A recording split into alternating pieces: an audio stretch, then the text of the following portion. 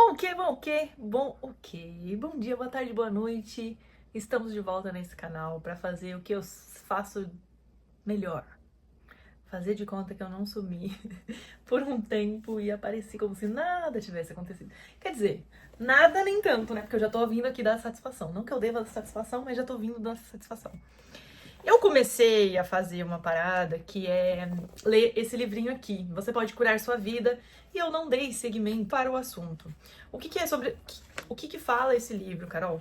Esse livro da Louise Hay, uma autora muito maravilhosa, faz um paralelo daquilo que você sente de dor ou de problema físico e alguma doença que você tem, ela faz esse paralelo, o que tá te afetando emocionalmente.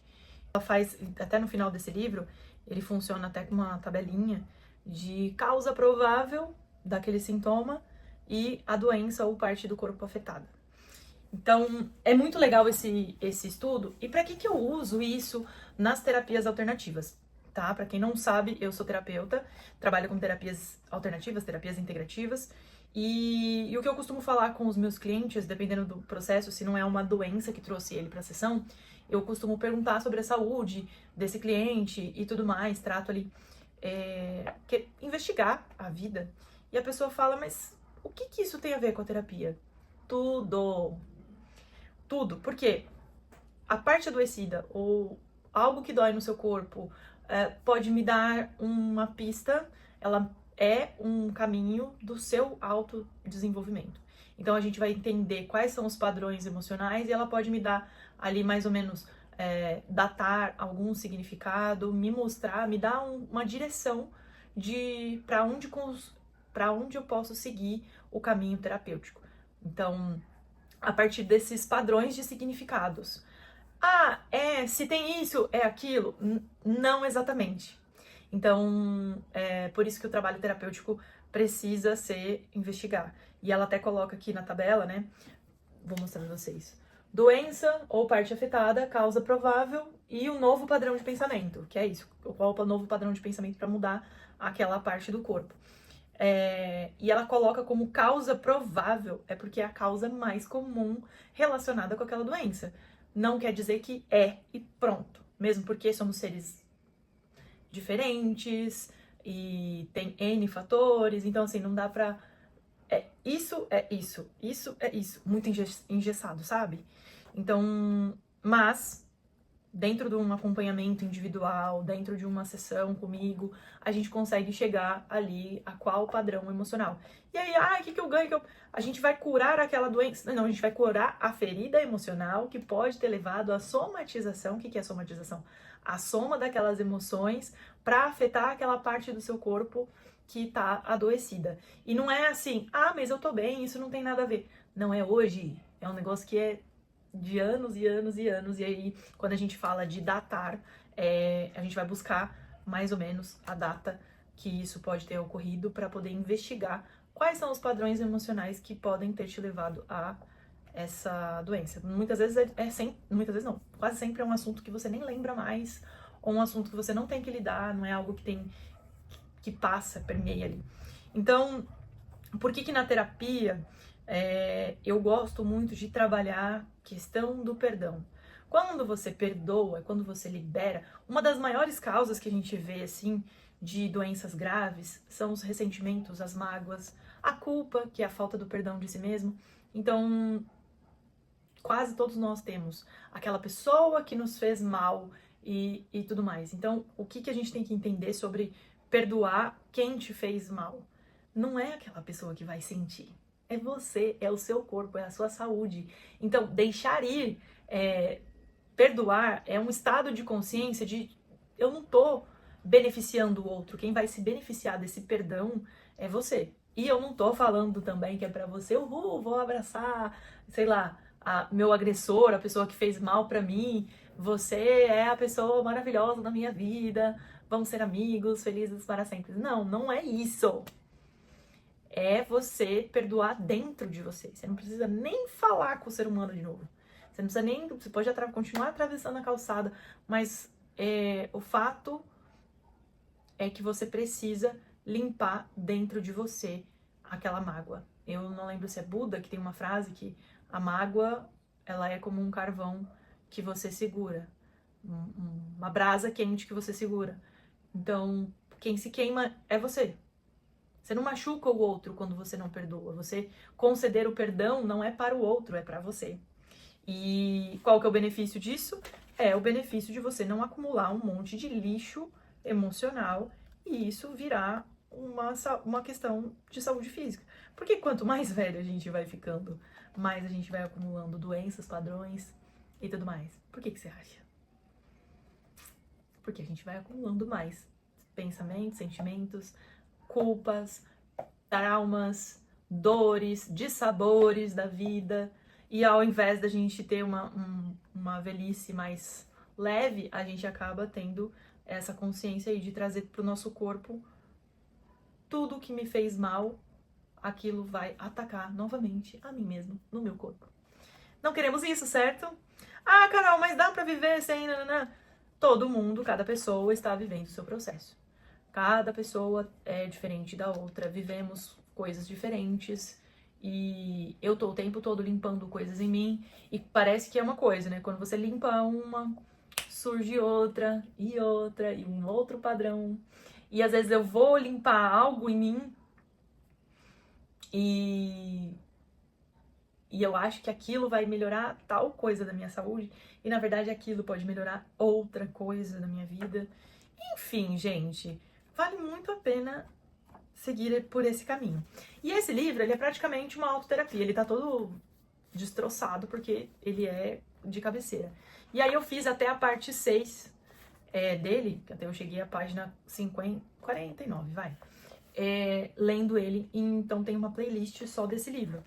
Eu gostaria de continuar, mas fiquei aqui hablando, então eu vou ler só um pouquinho dele para esse vídeo não ficar longo e a gente ter a parte 7, tá?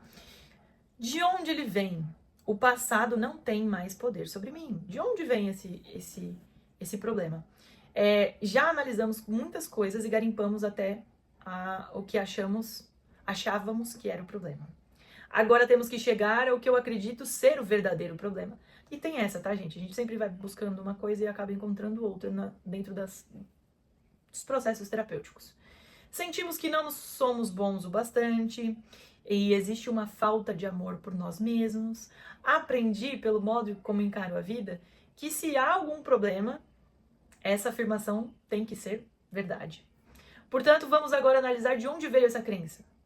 Como passamos de um bebezinho que conhece a sua própria perfeição, a perfeição da vida, para uma pessoa que tem problemas e que se sente sem valor ou amor. As pessoas que já se amam, podem se amar mais ainda. Então, mas eu já me amo. Você pode mais. Pense numa rosa quando ela ainda é um pequenino botão.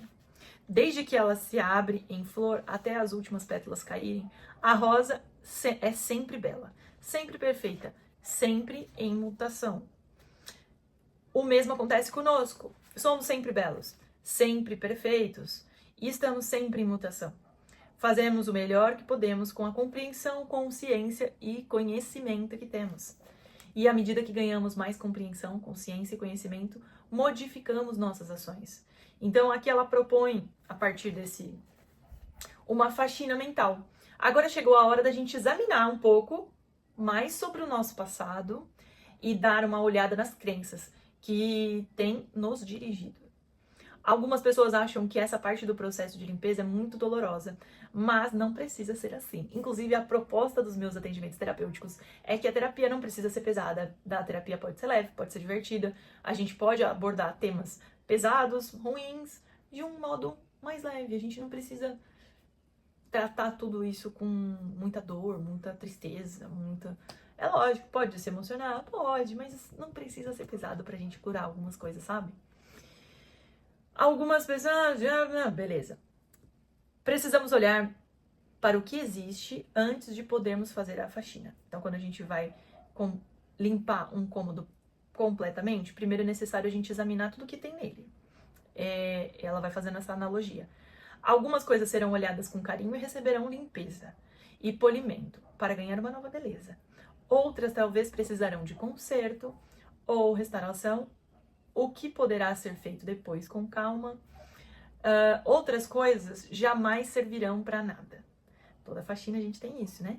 Aquelas coisas que não servem mais deverão ser jogadas fora. Jornais, revistas, velhos, pratos descartáveis, sujos, podem ser postos na lata de lixo sem hesitação. Não é necessário ficar com raiva para se fazer uma boa faxina. O mesmo acontece quando estamos limpando a nossa casa mental. Não é preciso sentir raiva só porque algumas das crenças guardadas nelas estão prontas para serem atiradas fora. Livre-se delas com a mesma facilidade com que você se livraria de restos de comida. Não sei se eu tô olhando pro lugar certo, eu acho que me perdoem. Então, você por acaso cataria no lixo de ontem para fazer uma janta de hoje? Sim, ela tá falando isso aqui. Você cata no velho lixo mental para criar as expectativas de amanhã. Você, eu, todos nós ainda fazemos isso. Mesmo eu que tenho esse bonito conhecimento aqui, sou terapeutizada e vivo fazendo as práticas em mim, ainda em algum nível, em alguma situação, às vezes pego do lixo mental de ontem e uso isso para criar uma expectativa futura. E o quanto você tem feito isso na sua vida também? Se um pensamento ou crença não lhe é mais útil, livre-se dele. Não existe nenhuma lei que diga que só porque você um dia acreditou em alguma coisa, você é obrigado a acreditar naquela coisa para sempre. Isso tudo é mentira. Isso aí é receita para você ficar engessado, burro e parado na sua vida.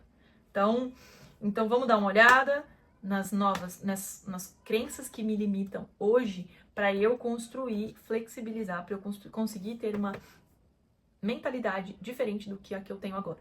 Então, não tem como eu colocar mais alguma coisa na gaveta se eu não tirar aquilo que não me serve mais. Então, bora que vamos. Aqui eu vou falar uma das que ela colocou aqui e depois eu vou para o próximo tema. Crença limitativa. Eu não sou bom o bastante. Clássico, né? A gente tem sempre algum nível que a gente chega ou algum momento que passa essa linda crença pela nossa cabeça. Eu não sou bom o bastante. Um pai, aí ela traz um exemplo, né? Origem da crença. Um pai que repetidamente lhe dizia que era burro.